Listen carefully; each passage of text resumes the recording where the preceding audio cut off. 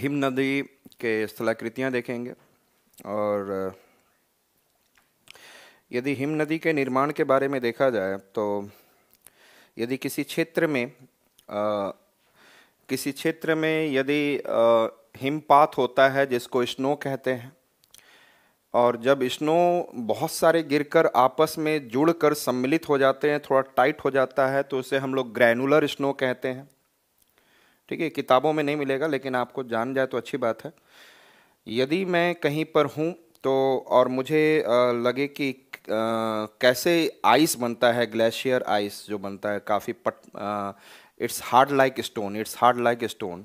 तो ये आपको स्नो जब देखे होंगे तो छोटा सा जब स्नो के जब रुई की तरह गिरता है तो उसको स्नो फ्लेक्स कहते हैं। और ये हिमपात जो हो रहा है तो उसमें स्नो के पार्टिकल्स हैं, हिमकण।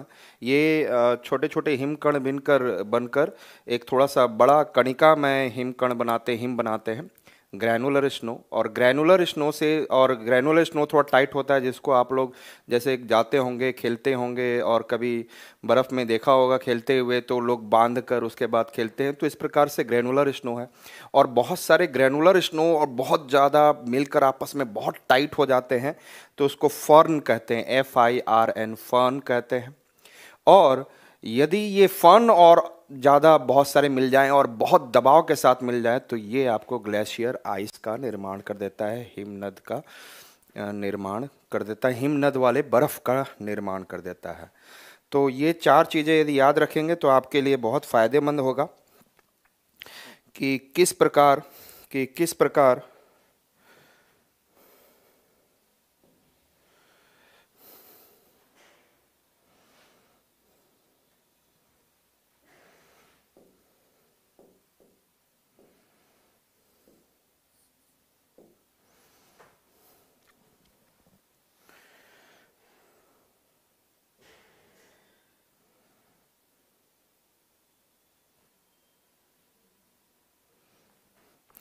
आप तब तक अपने क्वेश्चन को पूछ सकते हैं। Any question that if you have by the time you can ask. आपके पास कोई क्वेश्चन है तब तक आप पूछ सकते हैं।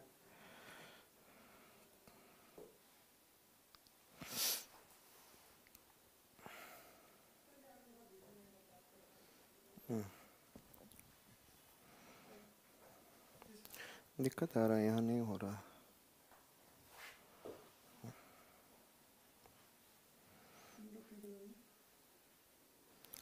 डुप्लीकेट करना है, एक्सटेंडेड पे भी तो आ ही जाता है। हाँ,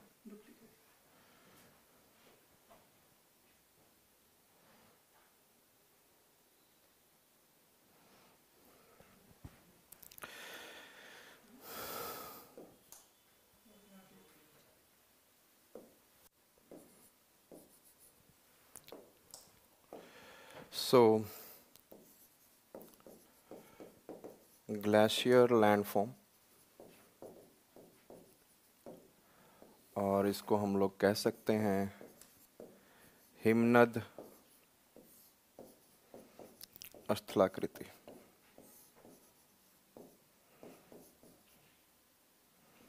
हिमनद स्थलाकृति हमें ये देखना है। और इसमें जो अप्रदनकारी शक्तियां हैं वो हम लोग देखेंगे कि इसमें अप्रदनकारी शक्तियां हैं, वो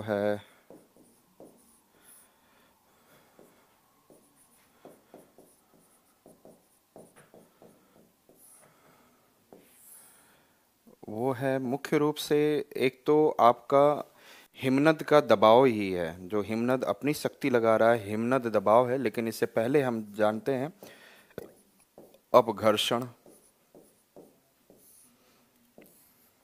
और अपघर्षण को पहले बचा चुका हूं मैं, एब्रेजन या कोरेजन, कोरोजन नहीं, एब्रेजन या कोरेजन।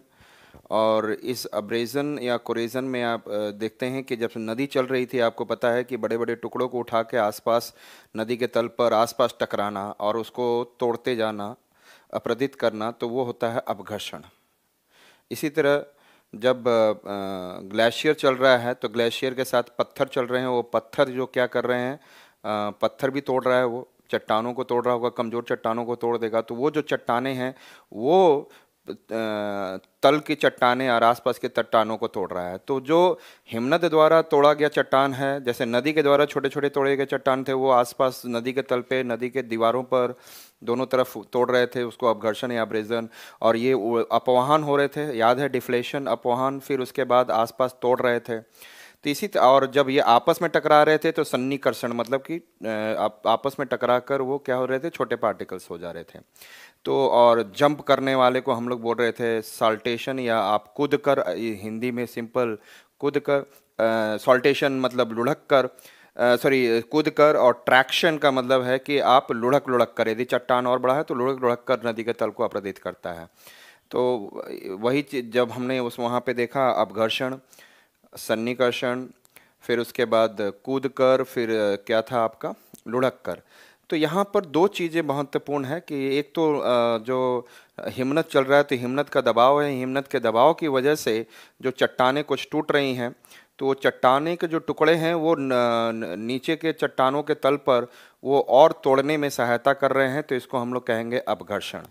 तो अब्रेजन मतलब छोटे चट्टान बड़े चट्टानों को तोड़ने में सहायता कर रहे हैं, और वो हिमनद क्या है, एक प्रकार से तोड़ते चल रहा है। और यहाँ पर एक क्रिया होती है उत्पाटन,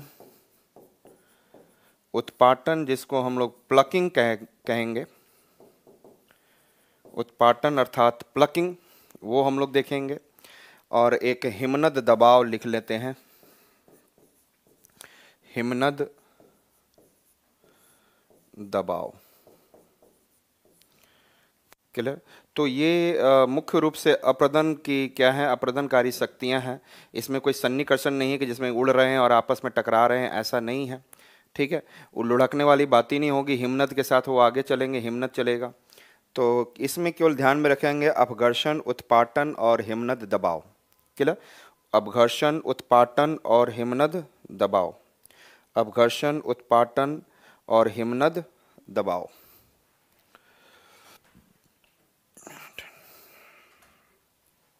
क्लियर है।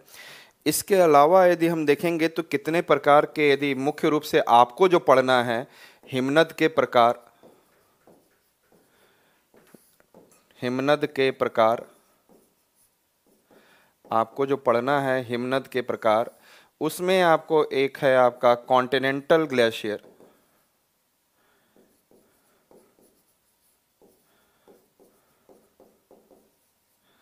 कॉन्टिनेंटल ग्लेशियर कहने का मतलब है कि जो बहुत बड़े क्षेत्र में हो, आइस कैप के रूप में, ग्रीनलैंड में चले जाइए, अंटार्कटिका में चले जाइए, तो एक प्रकार का बहुत बड़ा ग्लेशियर हो, हिमनद ग्लेशियर, तो हिमनद हो, तो उसको हम लोग बोलेंगे कॉन्टिनेंटल ग्लेशियर या महाद्वीपीय हिमनद।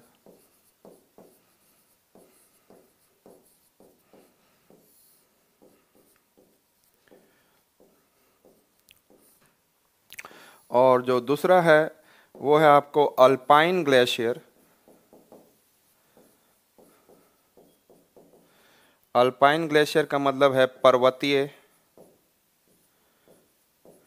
पर्वतीय हिमनद।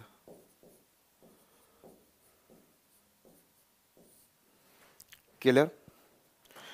पर्वतीय हिमनद हम लोग देखेंगे। तो ये दो प्रकार के हिमनद है, और मुख्यतः जो हमें पढ़ना है उसमें कि विभिन्न प्रकार की स्थलाकृतियां हैं, और पर्वत पे जो, पर्वतों पे जैसे हिमालय पे जो बनी हुई हैं, ठीक है, हिमालय के पर्वत के पद पर पिडमॉन्ट पे बना हुआ है, पर्वत पदिये पे जहाँ पे बना हुआ ग्लेशियर, तो पर्वत पदिये भी होता है, एक पिडमॉन्ट ग्लेशियर भी होता है, इट इज़ नॉट नेसेसरी। लेकिन अभी हमने ये देखना है कि एक कॉन्टिनेंटल ग्लेशियर होता है जो कि बहुत बड़े क्षेत्र में है, नाम से ही क्लियर है। और अल्पाइन ग्लेशियर के इंग्लिश वर्जन जो मैंने लिखा है, हिंदी वर्जन जो लिखा है मैंने, पर्वतीय हिमनद, इससे ये आपको ऑटोमेटिकली क्लियर हो गया कि ये पर्वत पे ही होगा। और जो जितनी स्थलाकृतियां हम लोग हिमनद के लिए संबंधित पढ़ेंगे, वो जो मैक्सिमम जो होंगे वो कहाँ पर होंगे, आपको पर्वतीय पर, पर्वतीय वाला ही बात किया जाएगा, पर्वतीय हिमनद, उसी से जो स्थलाकृतियां बनी हुई है। तो ये तो एक बेसिक आइडिया दे दिया कि अप्रदनकारी शक्तियाँ क्या होती है। अभी मैं अप्रदनकारी शक्तियों को इसको डिफाइन करूंगा। ये तो आप अपघर्षण पहले से सुने हैं, उत्पाटन आपको समझाऊंगा, और हिमनद दबाव तो पहले से ही आप जानते हैं। और आपको बता दूं कि यदि एक हिमनद की ऊंचाई क्या होती है, यदि कई लोगों से पूछा जाता है कि हिमनद कितना ऊंचा होता होगा। हिम नदी सिंपल है कि हिम की नदी, हिमनद का मतलब है हिम की नदी। और यदि आप अंटार्कटिका में जाएंगे तो आप देखेंगे कि लगभग 2 किलोमीटर से 3 किलोमीटर ऊंचा, 2000 से 3000 मीटर ऊंचा आप एक 4 मंजिला बिल्डिंग देखते हैं तो उसकी अधिकतम ऊंचाई 16 मीटर या आप 15 मीटर कह सकते हैं। 4 मंजिला बिल्डिंग की ऊंचाई 16 मीटर या आप कितना कह सकते हैं, 15 मीटर। तो मैं और सोचिए कि बुर्ज खलीफा और ये सब लोग कुछ 100 मीटर हैं, इतने ऊंचे हैं। और मैं कहने जा रहा हूं कि जो हिमनद है वो जो कॉन्टिनेंटल है जहां पर अंटार्कटिका है वो 2000-3000 मीटर ऊंचा होता है। इतना छोटा नहीं होता है बेटा, बहुत बड़ा होता है कुछ। और जो 300-400 मीटर ऊंचा होता है हिमनद, वो होता है पर्वतों पर, बहुत ऊंचा होता है। इसीलिए तो पिघलकर गंगा नदी में इतना पानी देते रहते हैं, इतना पानी। जब वर्षा नहीं होता है तो बहुत सारा पानी मिलते रहता है और देखते रहते हैं कि नदी में कितना पानी होगा और पानी अपने स्रोत से लेकर यहाँ तक कहाँ से इतना पानी आ रहा है। तो ये कहा जाता है कि हिमनद की ऊंचाई बहुत होती है। तो थोड़ा सा अपने दिमाग में ये डाल लें कि हम लोग यदि पर्वतीय ग्लेशियर को देख रहे हैं तो इसकी ऊंचाई लगभग आप मान के एक सिंपल सा मान के चल सकते हैं कि 500 मीटर के आसपास ऊंचा होगा। और एक बिल्डिंग यदि 15 मीटर है तो आप सोच सकते हो कि 500 मीटर ऊंचा हिमनद कितना बड़ा होगा। आपके सोच से भी ज़्यादा आप सोच नहीं सकते हैं कि कितनी बड़ी ग्लेशियर्स होंगे। और इसको ज़्यादा बड़ा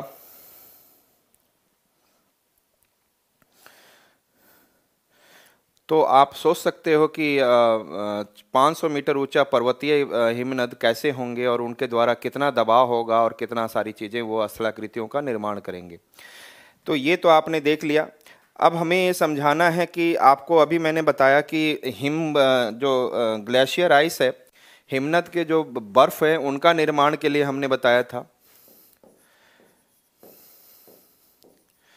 हिमनद का जो हिम है उसके निर्माण, हिम का निर्माण जो बर्फ का निर्माण है, तो सबसे जो छोटा जब स्नोफॉल होता है तो आप उसमें देखे होंगे जब हिमपात होता रहता है तो उसको हम लोग बोलेंगे स्नोफॉल। इसको ऐसे ही याद रखेंगे, स्नोफॉल हो रहा है। और कई स्नोफॉल मिलकर ग्रैनुलर स्नो बनाते हैं, ग्रैनुलर स्नो का निर्माण करते हैं, थोड़ा सा बड़ा मजबूत। फिर कई ग्रैनुलर स्नो मिलकर आपको किसका, फॉर्न का निर्माण करते हैं, FIRN। और फॉर्न मिलकर आपको किसका निर्माण करते हैं, ग्लेशियर आइस का, हिमनद के बर्फ का या हिम का ग्लेशियर आइस। तो ग्लेशियर आइस आप मान के चले कि ये कमज़ोर नहीं होता, बहुत ही स्ट्रॉन्ग फीचर है, ये बहुत ही स्ट्रॉन्ग फीचर है। क्लियर है। तो ग्लेशियर आइस, तो स्नोफॉल जो स्नोफ्लैक्स है, स्नोफॉल के जो पार्टिकल साइज बोलते हैं स्नोफ्लैक्स, वो है। और उसको जोड़कर बना वो बहुत सारे गिरकर आपस में इकट्ठा होकर दबकर इस ग्रैनुलर स्नो का निर्माण करते हैं। तत्पश्चात ग्रैनुलर स्नो कई सारे मिलकर आपस में फर्न का निर्माण करते हैं और फर्न मिलकर एक मजबूत ग्लेशियर का निर्माण करता है, ग्लेशियर आइस का निर्माण करता है। क्लियर। ये बातें आप सबको क्लियर हो चुकी होगी कि हिमनद और हिम का निर्माण में किसका ये रोल है। तो ये एक आपको आइडिया हो गया। दूसरा ये चीज़ है कि हिमनद जो है वो आपका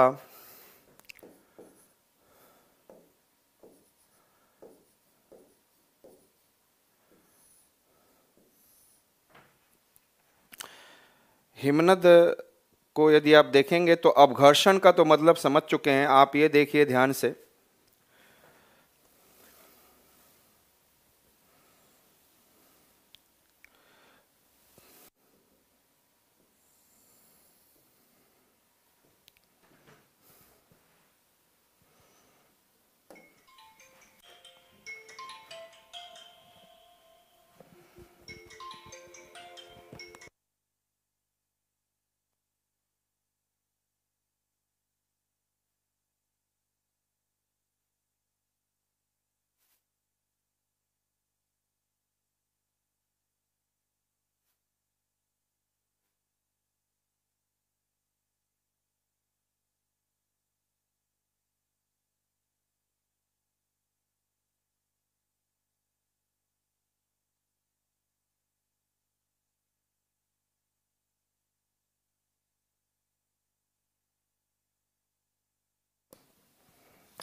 हेलो।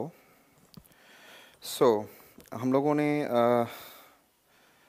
जो बात किया अभी ये क्या है कि हिमनद स्थलाकृति के अंतर्गत उनकी अप्रदनकारी शक्तियाँ क्या हैं।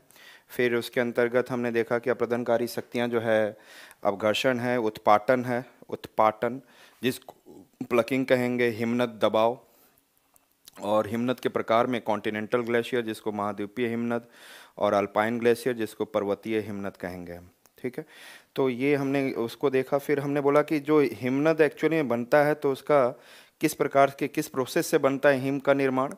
जो हिमनद का हिम का निर्माण होता है स्नोफॉल, ग्रेनुलर स्नो और फर्न और ग्लेशियर आइस। इस तरीके से हमने इसको पाया कि इस प्रकार से इसका निर्माण प्रक्रिया हो रहा है। तत्पश्चात हमें ये देखना है कि इस प्रकार से जब इसका निर्माण प्रक्रिया हो रहा है तो ये इसकी ऊंचाई कितनी होती है। तो यदि आप महाद्वीपीय क्षेत्रों में अंटार्कटिका और बड़े बड़े क्षेत्रों में जो ग्रीनलैंड किसी बड़े देश में बहुत बड़े रीजन में है उसको कॉन्टिनेंटल ग्लेशियर कहा जाएगा। और जैसे अंटार्कटिका की ऊंचाई हमने बोला कि औसतन ऊंचाई जो है इसका 2000 मीटर, 3000 मीटर, और ये छोटी ऊंचाई नहीं है। लेकिन जो अल्पाइन ग्लेशियर है जिसको पर्वतीय ग्लेशियर कहते हैं, इसकी ऊंचाई सामान्यतः हम लोग ये कह सकते हैं कि ये लगभग 500 मीटर, 400 मीटर की ऊंचाई होती है। और ये छोटी ऊंचाई नहीं है, बहुत बड़ी ऊंचाई है। ठीक है,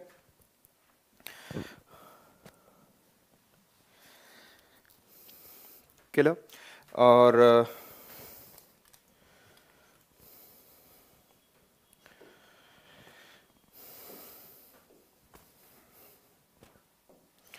यदि आप एक पर्वत पर हिमनद को देखते हैं, पर्वत पे यदि हिमनद को देखते हैं तो ये मान के चलिए जैसे ये जो है कठोर चट्टान है, कठोर चट्टान, और कठोर चट्टान है, और ये आप मान के चलिए कि ये आपको कोमल चट्टान है। तो एक कठोर चट्टान और एक कोमल चट्टान है। तो और ये आपका कठोर चट्टान। तो इस प्रकार से ये दो प्रकार के हमने चट्टान देख रहे हैं। और कोमल चट्टान पे जैसे मानिए कि पहले क्या हुआ, रेन आपको कह सकते हैं कि यहाँ पर स्नोफॉल हुआ, तो एक छोटा सा पतला लेयर स्नोफॉल से क्या बनेगा, एक पतला लेयर का स्नो का क्रिएट होगा। स्नो धीरे धीरे धीरे धीरे हिमनद बताइए कि वो स्नो फ्लैक्स बनता है, ग्रेनुलर स्नो बनता है, फिर उसके पश्चात आपको फॉन बनता है, फिर उसके पश्चात आपका ग्लेशियर आइस। तो यहाँ पर एक ग्लेशियर आइस बना, और मान लीजिए कि ये 10 मीटर ऊंचा बना, और ये 10 मीटर ऊंचा बना तब भी ये बहुत बेटा ऐसा है कि ये कमज़ोर नहीं है 10 मीटर वाला। और ये जब चलेगा तो कोमल चट्टान में क्या करेगा, कोमल चट्टानों को जब ये बनेगा तो थोड़ा सा नीचे ढाल की वजह से नीचे भी वो चलता जाएगा। जब ढाल की वजह से नीचे चलता जाएगा तो जगह जगह पर ये कोमल चट्टान को ज़्यादा तोड़ेगा। यहाँ पर क्या करेगा, ज़्यादा तोड़ेगा। ठीक है ना, चलेगा तो कोमल चट्टान को ज़्यादा तोड़ेगा और कठोर चट्टान को कम तोड़ेगा।